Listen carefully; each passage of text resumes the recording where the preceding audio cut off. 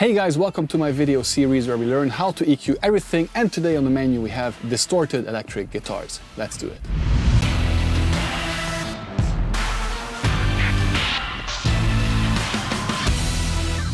So before we jump into logic, of course, I have to tell you that the recording quality matters immensely, and when it comes to distorted guitars, there is so much that can go wrong that it's almost unbelievable. The harmonic content, the overtone content of electric guitars, distorted electric guitars, is so extreme, it is so broad, that even the smallest movement of the microphone in front of the speaker can make a huge difference. So I really encourage everyone to spend as much time as possible in dialing in the tone, dialing in the microphone positions, microphone choices, and all of the rest. And I would even go as far, if you don't have a really good amp with a really good microphone, then I would say just go with a decent amplifier emulation. Like, there are so many good ones out there. I think it's worth considering it because, like with drums, I believe to get a really good sound, it can become quite expensive very quickly. So I think it is worth buying one very good plugin, maybe even the best one, for a couple hundred,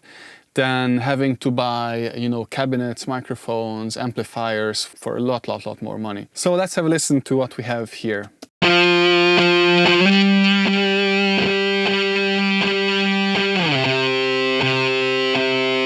So I deliberately chose a few sounds here that are, but let's have a look at the problem here. If you watched my previous video about clean guitars, you will see that here it's actually the other way around. Here we have very little body and a lot more of the top end. And this is exactly the top end, the kind of peak that I also mentioned in the clean guitar video. I encourage you to watch that as well.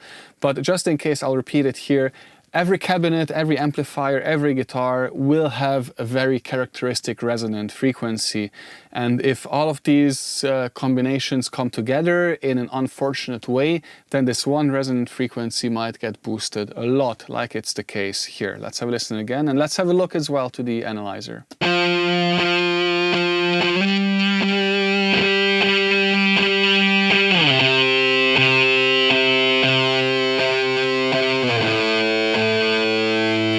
So here we had this problem at 2.8, and like I said in the previous video, most of the problems will be between 2.5, 2.6 to about 3.5 kilohertz, and in extreme cases, Stratocaster with Mesa Boogie, with an MD421 and so on, it can be around 5K.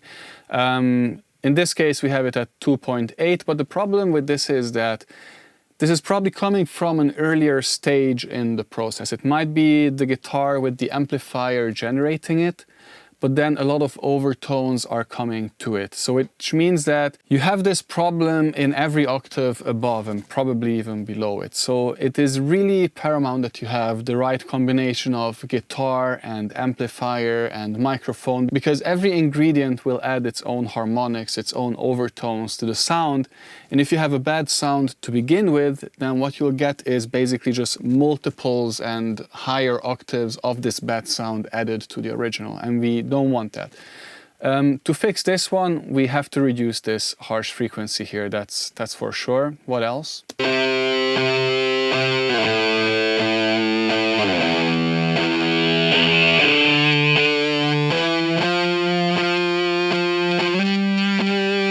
So as you can hear just by the character, it's quite a hollow sound. It doesn't have a lot of substance, as I show you in later examples.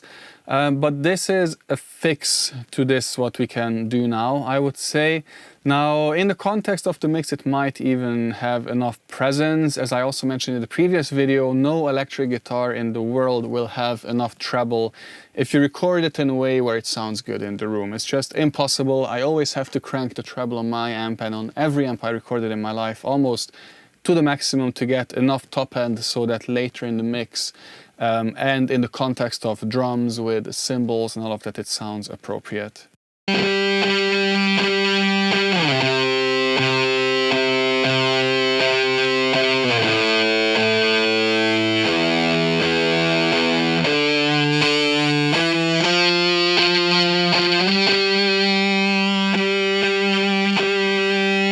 Now the problem here is that as I am reducing these harsh frequencies, I'm reducing also the part of the sound that really cuts through, and that's, in my opinion, just an unfortunate choice of sound. Now I remember I made it work in the mix. Now I remember actually the artist here gave me DI tracks as well, and I ended up replacing this guitar tone with his permission, of course. I always ask if that's okay. So I ended up having to bin this particular case and use another sound completely to get to the result that he actually wanted. Let's have a listen to another one.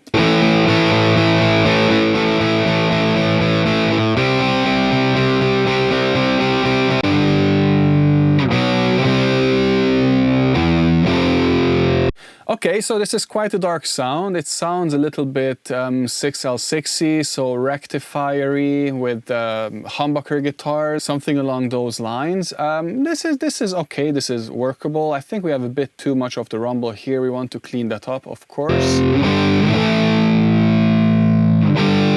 We have the usual mud around the lower mids, around 200, but let's see if we can fix the top end first.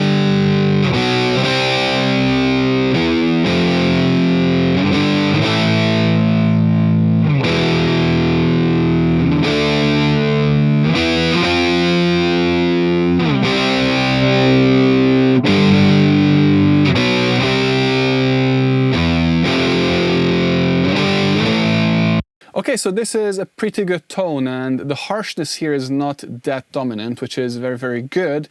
I would have to check in the mix, of course, if this is bright enough to compete with cymbals and all the other instruments. If not, I might have to boost more top end. I usually use a different kind of EQ to do that. So normally for this kind of boost, I would use the custom EQ here from Slate. Not sponsored, by the way, they're not giving any money to do that.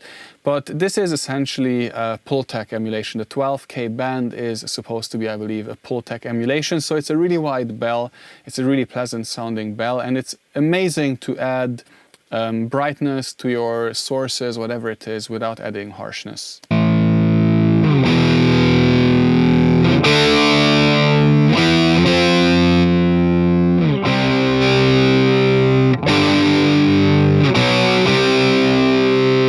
So as you can see, I basically just cranked it almost all the way, and it's good. I don't hear any really unwanted negative side effects, but maybe I'll just have a look if I can manage that little peak here around between somewhere around 3K.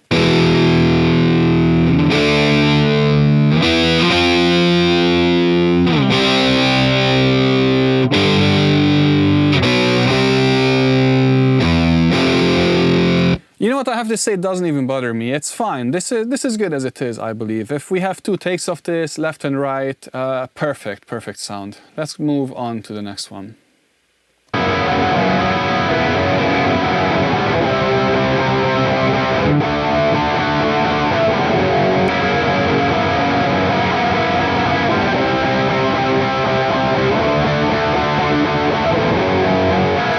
Now, here if I only looked at the analyzer, I would say, okay, this must be sounding perfect. But this is a perfect example also of how analyzers can just lie to you and not actually give you the truth. Because what I'm hearing here is a very distant guitar sound. It doesn't somehow have the clarity and the directness that you would expect from an electric guitar recorded with a microphone. It's probably the room in this case, or maybe the microphone was too far from the speaker. So as you can see, there's many things that can go wrong, and this is a complicated fix here because it's a rock guitar. I want it to be in your face, but it sounds so distant. I really don't know what I'm going to do here. Let's have a look.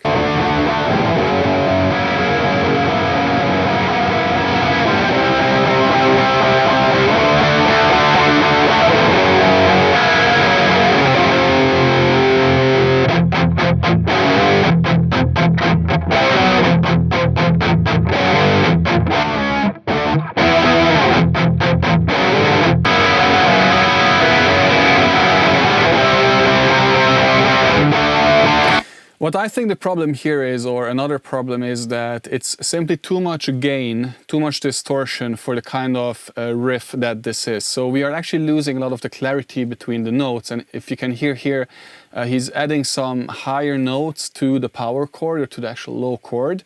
and it's getting lost, it's becoming a bit muddy.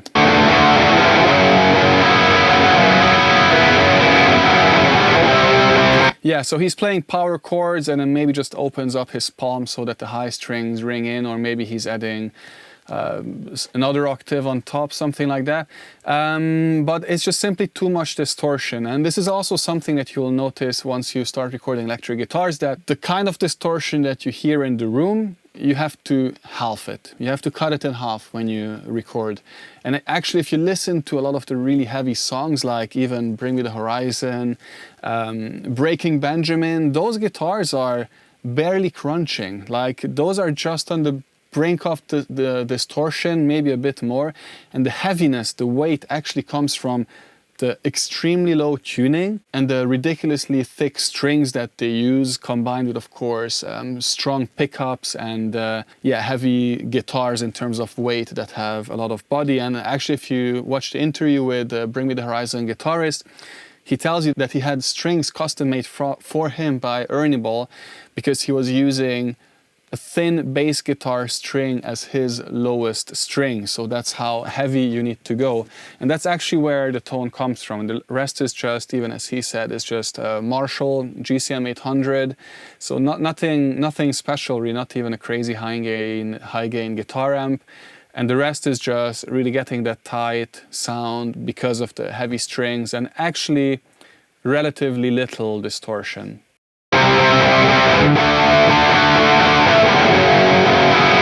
Now here we have a multitude of problems still. We still have a bit of harshness, we have a bit of boxiness, we don't have enough low end. It's basically an omni problem. We have an everything problem here. Now before I'm gonna start tweaking the mid-range, I have to fix I have to add some body, otherwise I'm just lost here.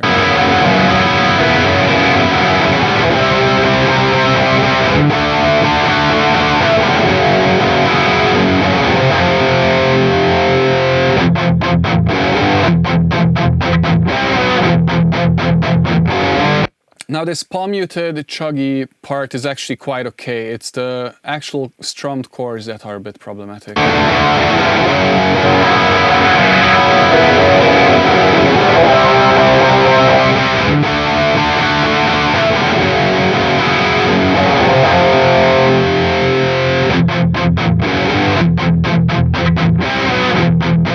Okay, so I think this is pretty good. I think the main issue was here around the 686, so between 600-700.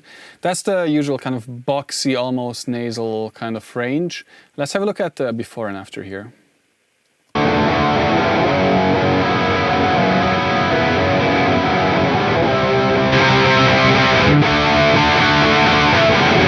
Okay, we added top end, but with the before and after we can also hear that we added a little bit of this, a little bit too much here.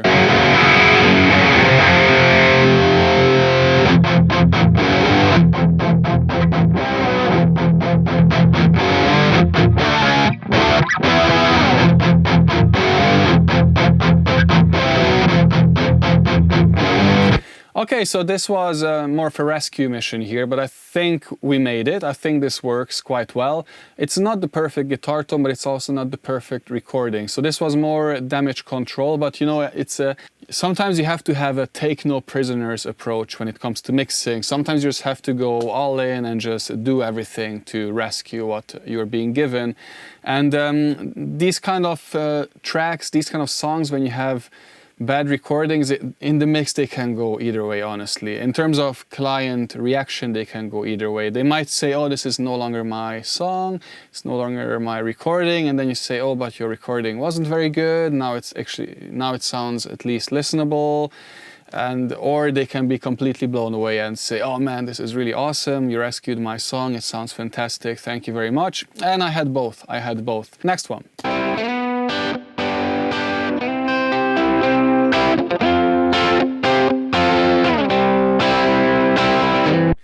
Really nice, really cool ZZ toppy sound, probably a Les Paul through a Marshall. I think this is the right amount of gain as well. You have a string definition, you can hear the chords, you can hear that there's no unwanted ringing, unwanted sustain. This is a very good tone. Let's just see if we can brighten it up a little.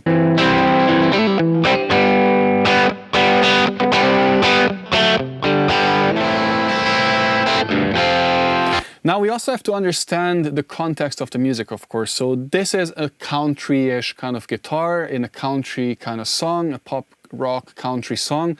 And the guitars there, you know, they have that kind of twang. Twang is 2 kilohertz. So I don't want to get rid of what here I would perceive as nasal, as twangy, which is that 2 kilohertz range, because I know it's an integral part of the sound, of the character of this guitar.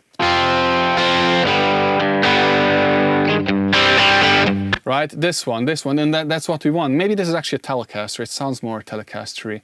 And we want that kind of tone. Yeah, I think this is a Tele. We can actually boost this, it's quite nice. Now, if we make these kind of boosts, we have to balance it out in the lows as well, because otherwise it just becomes too much. So we have to kind of, you know, when you increase contrast to make a punchier picture in Photoshop, what you do is you increase the brightness, but you also increase the darkness, the shadows.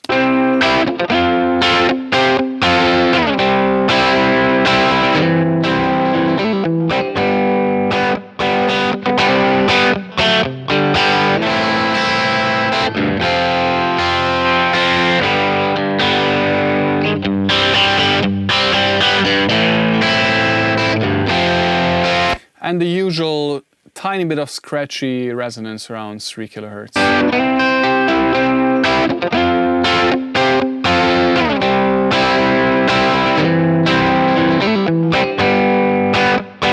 Now this is a very beautiful sound now, I really like it. I'm gonna leave it like this. I might add more or less of this boost in the mid-range depending on the context, of course. If this guitar is left and right, if it's double tracked, then of course we can get away with a bit more of it. Let's have a look at the next one.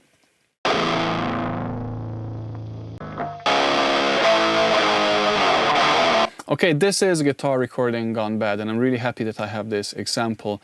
So this is a heavy Djent, even the name says it's a heavy Djent, doom, dark, black metal, Satan, and all of that. And what you would expect is distortion, low end, body, and just balls, you know, if I can say that on YouTube. This guitar doesn't have any of that.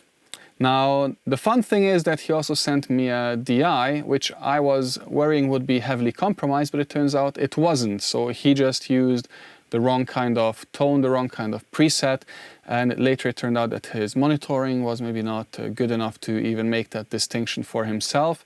But he ended up being really happy with the changes I made. So let's have a look at my guitar tone that I made for him.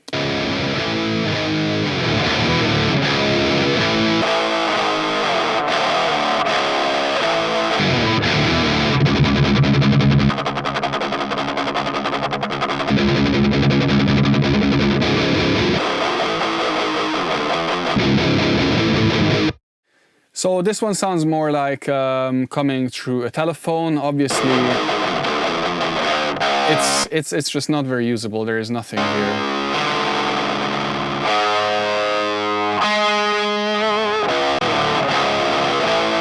Even though the analyzer says that there is low end, even with a 10 dB boost, there's actually nothing. There's no body, and this is again how deceiving analyzers can be and how important it is to listen and to actually get a good sound from the very beginning. So we ended up having to bin the original tone, and we just used the DI. I'm going to show you what setting I used here. It's kind of a metally preset that I put together. England, okay, that's an angle amp, obviously. Gain, as you can see, I only put it to 4. I didn't push it all the way. As you can see, a lot of treble, a lot of presence, volume cranked, bass a bit higher because this is kind of a doomy track. And for cabinet, we have a Bogner and a little bit of EQ here already just to get things started. So this works well. For me, again, not sponsored content. You can do whatever you want. I like this THU thing, to be honest. It sounds pretty good and it's quite flexible.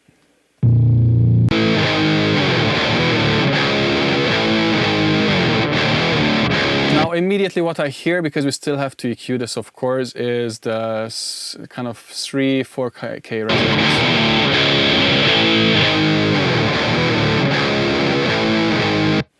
Because once we boost the treble, that would be very unpleasant. Now here I definitely want a bell. I'm using the bell here because this particular EQ has a more gentle slope when I use a wide bell. The high shelf, it's a bit too steep even on the least steep setting.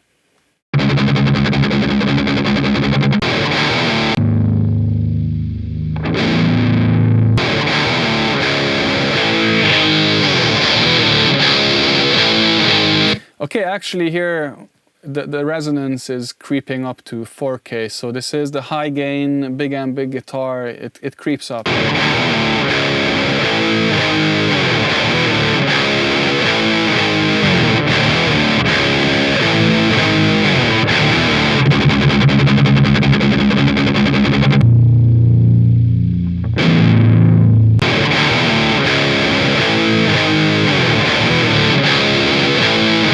So you can hear that by me turning on and off this filter, just this resonant filter here, that the guitar, it's almost like a distraction. It's not really a part of the sound.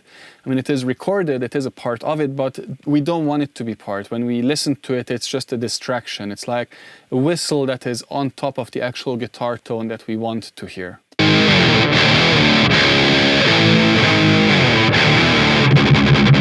Do you hear how when I engage this filter, you can suddenly hear the notes, the chords, whereas before it's just this shh, this piercing sound in your ear?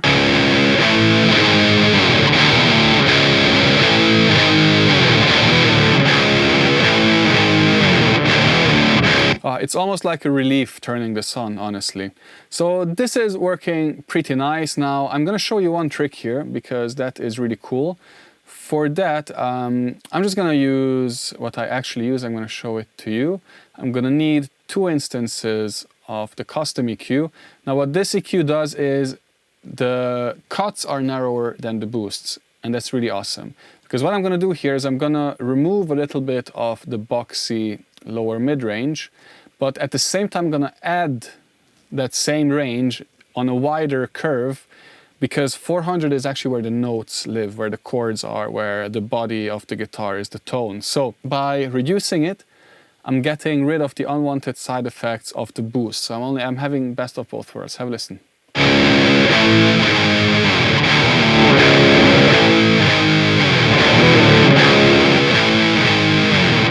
So now it's a bit too thin, so therefore I'm gonna add the boost.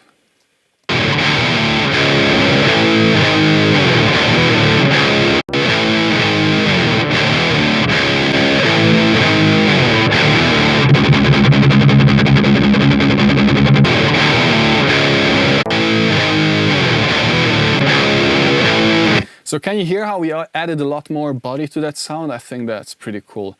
And now also with this EQ we can add a bit more of 100, let's say.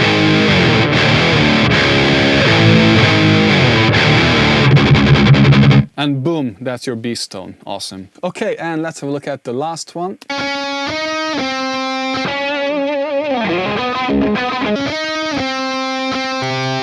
Okay, this is a guitar solo, and I think this is kind of a guitar solo gone wrong. So it has, just by listening to it, a very harsh resonance, very little body. This is way too much distortion, obviously, maybe even the wrong guitar for this kind of solo, or the wrong amp. So some combination didn't quite work out here.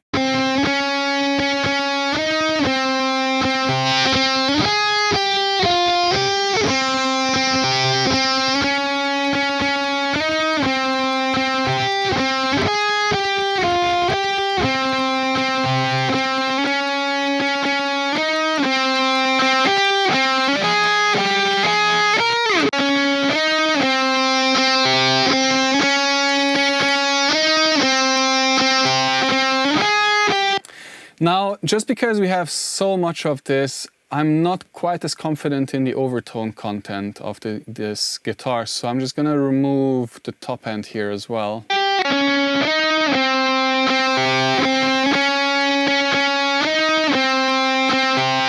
So immediately we get more of the note, we get more of the body of the tone by doing this. But I don't like doing this because I don't want to get rid of the overtone content. But if it's not a very good overtone content, then we have to get rid of it.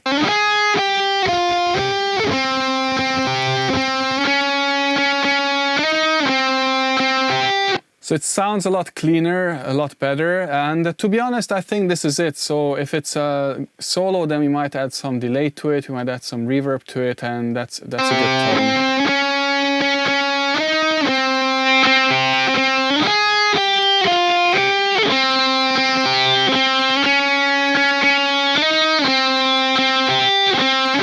Yeah, I thought I heard another one, but it's kind of an omni resonance. It's kind of everywhere. So it's just not a very lucky guitar sound, unfortunately. Let's have a look at the last one.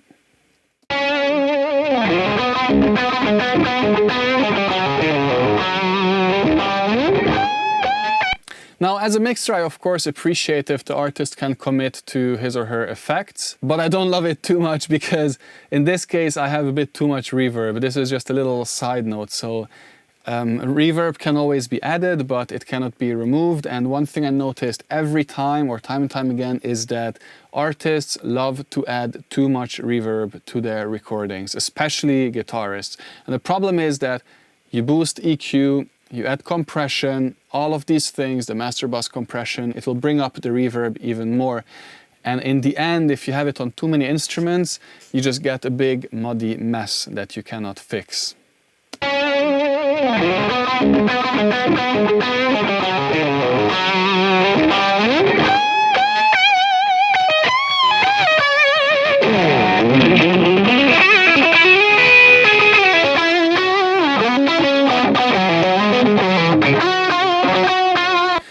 Now, I have mixed a few hundred of these, okay, so I know exactly where to look for these resonances, but it's not that difficult really, because of the dimensions of the speakers, the pickups, how they are wound, the length of the guitar strings, the size of the guitar bodies. It's always between 2.5 and 3.2-ish, and in extreme cases, like in really heavy metal guitars, around 4 or 5K.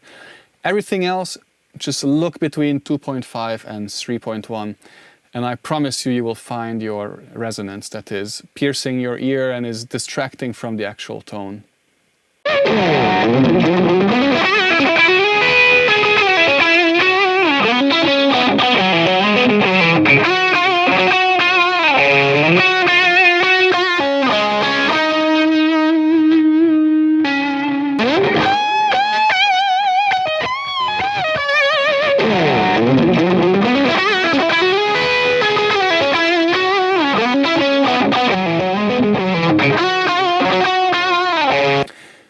I think this is it. I won't do a lot more. So it doesn't quite have a lot of body, but I know that there will be a bass guitar, there's going to be rhythm guitars, maybe piano, other instruments that will supplement to the song enough body so that our ears, our brains are amazing in putting sounds together. So I could even make this guitar sound thinner. Once I have a bass guitar in, our brains will kind of compensate and make it seem like one big sound. So this is, I think, a really good starting point, actually a really good finishing point to this guitar. I don't think I would do a lot more in the mix to it. Let's have a final listen.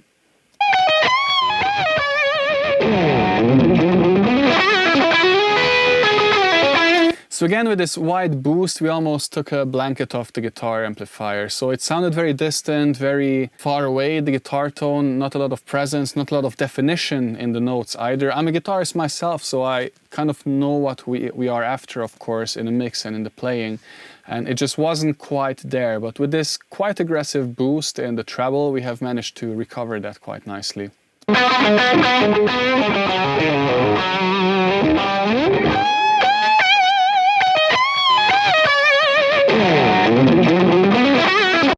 Okay, so I hope you found this helpful. Let me know in the comments below if you have any questions. Of course, please like and subscribe. It is helping me a lot. And if you want to have any one-on-one classes with me, we can do one class to fix a particular issue that you might have, or we can do a whole masterclass to make sure that you don't have to watch any of these videos anymore in the future. My promise to you, of course, is I will not try to sell you any plugins, bundles, presets, templates, or any stuff like that. I'm more likely to give you a lot of stuff for free, to be honest, because I want to help you. And my other promise to you is that once you have done a course with me, you will be able to come up with your own methods and your own style and your own sound, because you will understand what is actually going on and what the essence and what the basics, what the fundamentals are of everything that we'll discuss. Of course, we cannot speak only about mixing without also mentioning recording, we cannot talk about production without talking about mixing, and we cannot talk about mastering without talking about mixing, and vice versa, because these are all together. You know, everything that we do from day one, from coming up with a song, will affect everything we have to do in the mastering later on, and every stage in between as well. So I hope you found this helpful. I'll see you in the next video. Until then, happy mixing. Bye bye.